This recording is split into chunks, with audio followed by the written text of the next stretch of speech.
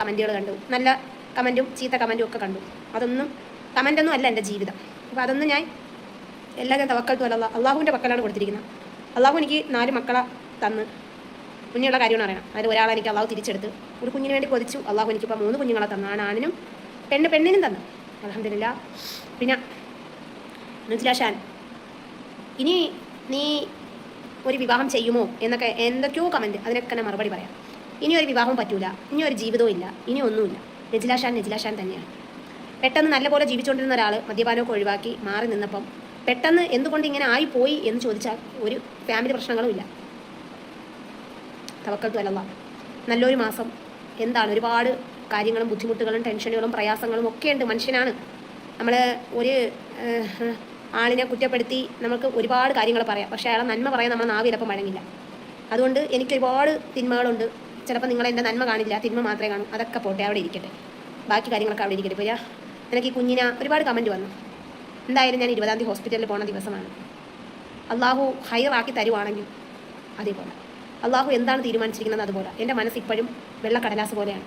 ഞാൻ എന്ത് ചെയ്യും? എല്ലാവരെയും ഉപേക്ഷിച്ചു, ഇക്കാരെ കൂടെ ജീവിച്ചു, പെട്ടെന്ന് ഇങ്ങനെയൊക്കെയായി. എനിക്ക് കാർ കൊണ്ടുപോയാലോ അല്ലെങ്കിൽ ഞാൻ കാർ എടുത്ത് കൊടുത്താലോ എനിക്കൊരു സങ്കടവുമില്ല.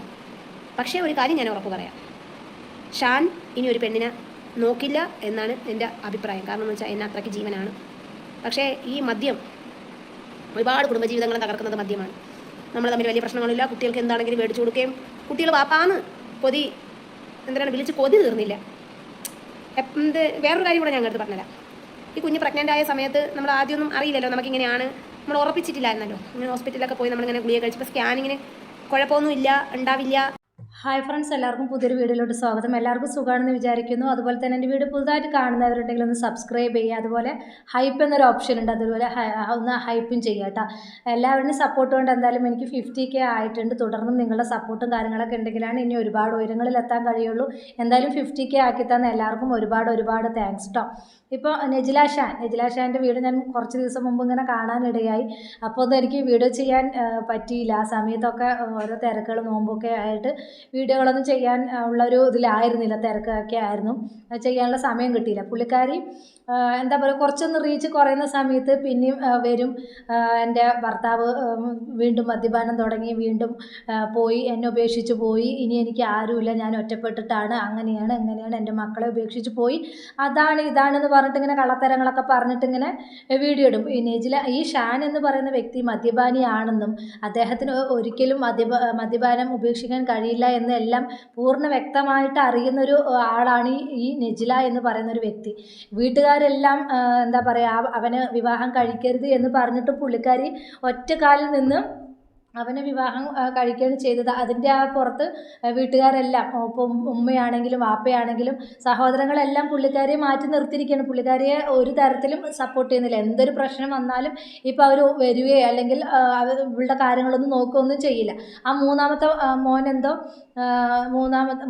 രണ്ടാമത്തെ മോന്, ആ മോന് അവരുടെ ഇവളുടെ ഉമ്മാൻ്റെ വീട്ടിലായിരുന്നു. അതിനെയും പിടിച്ചു പറിച്ച്, എന്താണെങ്കിലും സ്വന്തം മാതാപിതാക്കളുടെ കൂടെ തന്നെയാണ് മക്കൾ വളരേണ്ടത്. എങ്കിലും ആ മോൻ അവിടെയായിരുന്നു. ആ മോനെയും പിടിച്ചിറക്കി കൊണ്ടുവന്നു. അങ്ങനെയും ആ ഉമ്മാനെ വെറുപ്പിച്ച് അവരെ എന്താ പറയുക, യാതൊരു തരത്തിലും ഇവിളിലേക്ക് അടുപ്പിക്കാതെ ആ ഒരു ഇതിൽ ആക്കി വെച്ചിരിക്കുകയാണ്. ഇപ്പോൾ ഇതാ പുതിയൊരു കഥയായിട്ട് വന്നിട്ടുണ്ട്. വീണ്ടും ഷാൻ മദ്യപാനം തുടങ്ങി, എനിക്കിനി ഒന്നിച്ച് ഞങ്ങൾ മുന്നോട്ട് പോകാൻ കഴിയില്ല.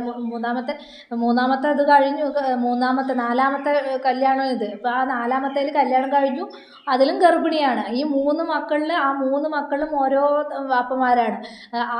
ഇതിപ്പോൾ നാലാമത്തേലും ഗർഭിണി, അതിലും വേറെ വാപ്പ. അങ്ങനെ പലതരത്തിലും ആളുകൾ കളിയാക്കുന്നുണ്ട്. എങ്ങനെ കളിയാക്കാതിരിക്കും? 1ലോ 2ലോ ഒതുങ്ങുന്നതല്ല ഈ നജ്ല എന്ന് പറയുന്ന വ്യക്തിയുടെ ഈ ഒരു ഇത്. ഇപ്പോൾ 3 കെട്ടി, അതും പോരാതെ 4ാമത്തതും കെട്ടി, അവനും മദ്യപാനാണെന്ന് പറഞ്ഞിട്ട് അവനെ ഞാൻ ഉപേക്ഷിക്കണോ വേണ്ടെന്നൊക്കെ പറഞ്ഞിട്ടുള്ള ആ ഒരു രീതിക്കുള്ളൊരു വീഡിയോ ആണ് കണ്ടിട്ടുണ്ടായിരുന്നത്. എന്തായാലും കുറച്ച് കാര്യങ്ങളും കൂടെ നമുക്കൊന്ന് കണ്ടിട്ട് വരുന്നു, കണ്ടു നോക്കൂ. മനുഷ്യനാണ്, തെറ്റുകളൊക്കെ സംഭവിക്കാം. ചിലപ്പോൾ തെറ്റിലൂടെയാണ് ഒരുപാട് പേരും മദ്യപിച്ചിട്ടുള്ള ലൈഫുകളിൽ നിന്ന് നന്മയായി വന്നവരുണ്ട്. ക്ഷമിക്കുക, സഹിക്കുക, അതല്ലാതെ വേറൊരു വഴിയില്ല. ഇതിനകത്തൊരു സൊല്യൂഷൻ അള്ളാഹു കണ്ടെത്തി തരും, ഉറപ്പാണ്. ക്ഷമ പാലിക്കുക. പിന്നെ കുറ്റപ്പെടുത്തുന്നവരടുത്തും റിയാക്ഷൻ ചെയ്യുന്നവരടുത്തും ബാക്കി കാര്യങ്ങളടുത്ത് പറഞ്ഞെടുത്തും ഷാൻ ഒരിക്കലും എന്നെ വിട്ട് പോയിട്ടില്ല. ഞാനാണ് അകറ്റി നിർത്തിയിരിക്കുന്നത്. എന്നെ വിട്ട് പോയിട്ടില്ല. ഇന്നും കൂടെ വിളിച്ചിട്ടുണ്ടായിരുന്നു, എന്നെ വിട്ട് പോയിട്ടില്ല. ഞാനൊരു കാര്യം സ്റ്റാൻഡ് എടുത്ത് ചോദിക്കുകയാണ്. ഇത്രയും നശിച്ച് നാരായണക്കല്ലിൽ നിന്ന് ഞാനൊരു വ്യക്തിത്വം ഒരു വ്യക്തിയാക്കി എടുത്ത് മാറ്റിയെടുത്ത് കേസുകളും പ്രശ്നങ്ങളും ഒന്നും ഇല്ലാതെ അൽഹംദുലില്ലാ ഹൈറായ രീതിയിലെടുത്ത്. എന്തിൻ്റെ കുറവായിരുന്നു? മദ്യം ആ കുടിച്ച് നയിക്കുന്ന തലച്ചോറ് നശിപ്പിക്കുന്ന സമയമല്ല. പിന്നെ ഈ ഇക്കായെ സംബന്ധിച്ചിടത്തോളം കുടിച്ചാൽ ക്രിമിനലിസമാണ്, അതാണ് പ്രശ്നം. അല്ലെങ്കിൽ കുടിക്കാൻ ഞാൻ സമ്മതിക്കാറില്ല. ഞാൻ എപ്പോഴും സ്നേഹത്തിലും കരുതലിലുമാണ് നടക്കുന്നത്. നിങ്ങൾ തന്നെ പറഞ്ഞിട്ടുണ്ട് നെജി എന്നെ ഒരു മോനെ പോലെ എൻ്റെ ഇത് ഉമ്മയായിട്ടും പെങ്ങളായിട്ടും കൂടപ്പറപ്പായിട്ടും എല്ലാം നിൽക്കുന്ന ഒരു വ്യക്തിയാണ്. പക്ഷേ ഇപ്പം ആളെ മനസ്സെന്ന് പറഞ്ഞാൽ ചെറിയൊരു മനസ്സാണ്. പെട്ടെന്ന് കാരണം ഇപ്പം എന്നെ കാണണമെന്ന് രാവിലെ വിളിച്ച് പറഞ്ഞു. മദ്യത്തിൻ്റെ കാര്യയിലാണ് എന്തോന്ന് പറയും. ഞാൻ പറഞ്ഞു എനിക്ക് പറ്റത്തില്ല എന്നെങ്കിലും, അതായത് കേൾക്കാൻ വേണ്ടി പറയാം, എന്നെങ്കിലും നല്ല പോലെ ആയി വരുവേണമെന്നുണ്ടെങ്കിൽ മക്കളെയൊക്കെ സന്തോഷമായിട്ട് നോക്കി പാപ്പാരൊരു സ്നേഹവും കരുതലും കൊടുത്ത് ജീവിക്കാൻ പറ്റുവാണെങ്കിൽ വരാം. ഇല്ലേ കുടിച്ച് ആഭാസനായിട്ട് നടക്കണമെന്നുണ്ടെങ്കിൽ അങ്ങനെ എൻ്റെ കണ്ണു മുമ്പ് ഒരിക്കലും വരും. പിന്നെ കുഞ്ഞ് അൽഹംദുലില്ലാ അള്ളാഹു എന്താണ് വെച്ചിരിക്കുന്നത് അത് ഞാൻ കയ്യിൽ നിന്നിട്ട് സ്വീകരിക്കാൻ തയ്യാറാണ്.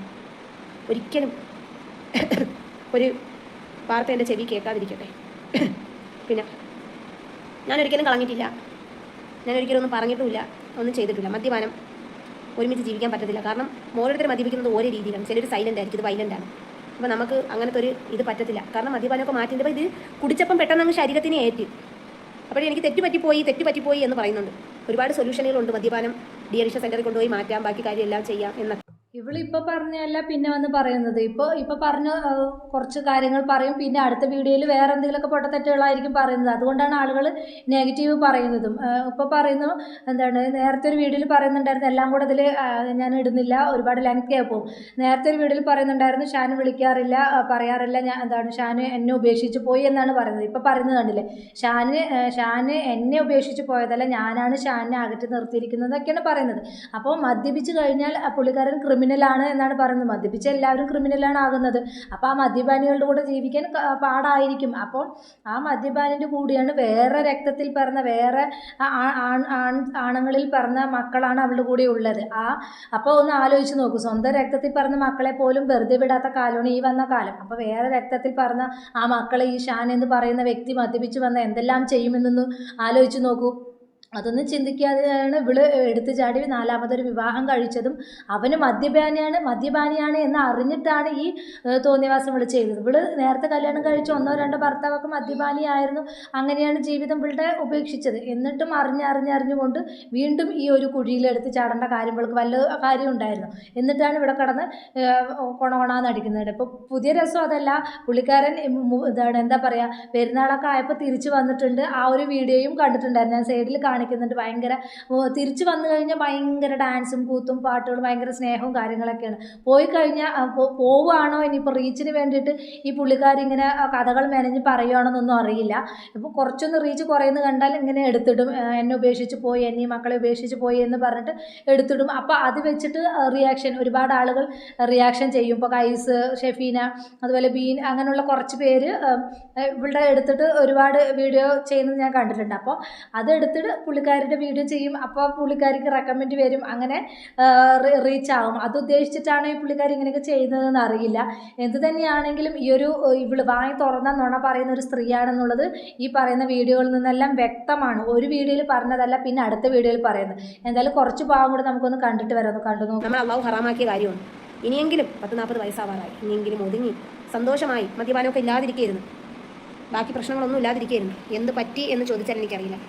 നല്ല കെയറിങ്ങും, ഞാൻ എന്ത് വേണമെന്ന് പറഞ്ഞാലും എനിക്കെല്ലാം വാങ്ങി എല്ലാം തരുന്നതാണ്. പക്ഷേ ഇതാണ് പ്രശ്നം, മദ്യപിച്ച് കഴിഞ്ഞാൽ പിന്നെ ഉമ്മാര്, പെങ്ങളാര്, കുടുംബമാര്, ആരെന്ത് പറയണം, ബോധം വരുമ്പം ഞാൻ അങ്ങനെ പറഞ്ഞേ എന്ന് ചോദിക്കുന്ന ഒരു കണ്ടീഷനാണ് ഈ ആൾക്കുള്ളത്. അപ്പം അത് നമുക്കൊരു പെണ്ണ് കൂടെ ജീവിക്കാൻ പറ്റത്തില്ല.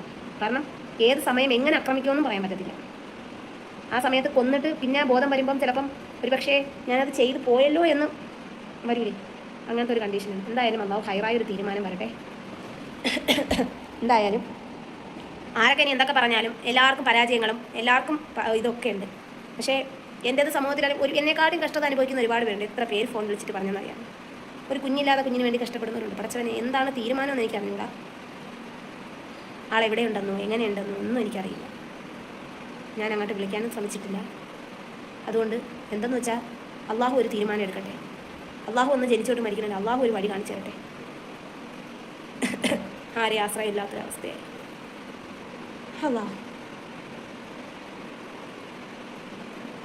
അതുകൊണ്ട് നല്ലൊരു മാസം, നല്ലൊരു ദിവസങ്ങൾ എല്ലാവരും ദുആയിൽ ഉൾപ്പെടുത്തണം. ഹൈറായി ഒരു ജീവിതം തിരികെ കൊണ്ടുവന്ന് തരണേ, സമാധാനം, ക്ഷമ തരണേ എന്നൊക്കെ നിങ്ങൾ ദുആ ചെയ്യണം. ഇത്രയൊക്കെ പറയാനുള്ളൂ മക്കളെ. അസ്സലാമു അലൈക്കും.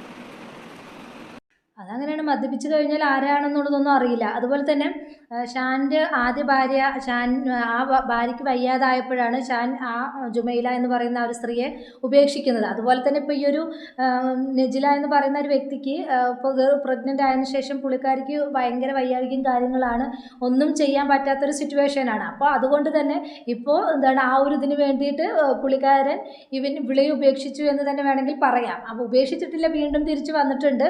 എന്താണെങ്കിലും വയ്യാതിരിക്കുമ്പോൾ എന്താണെങ്കിലും എല്ലാ ജോലികളും പുള്ളിക്കാരുടെ തലയിൽ വരും.